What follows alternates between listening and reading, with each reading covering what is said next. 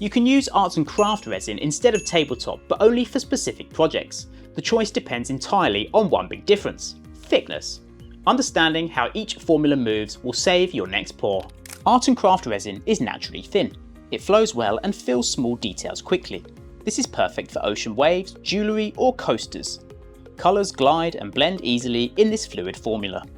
But this resin refuses to stay in one place. If you use it to coat a serving board or a tumbler, it will simply drift away. It drips off the edges and leaves the surface uneven. It's not built to hold its shape or build thickness. It's doing what it was designed to do. Tabletop resin is thick on purpose. Think of it like warm honey.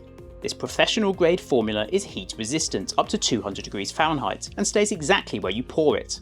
That thickness allows it to build a smooth 3mm coat and cling to vertical sides.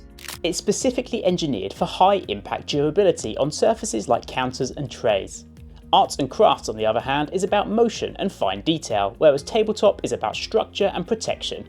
When you match the resin to the job, the material stops fighting you and the finish gets way easier.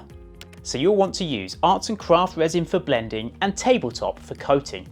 Using the right tool is the fastest way to get a flawless finish. If this cleared up any confusion for you, let me know in the comments and send this to a friend who is still using the wrong resin for their top coats. Thanks so much for watching.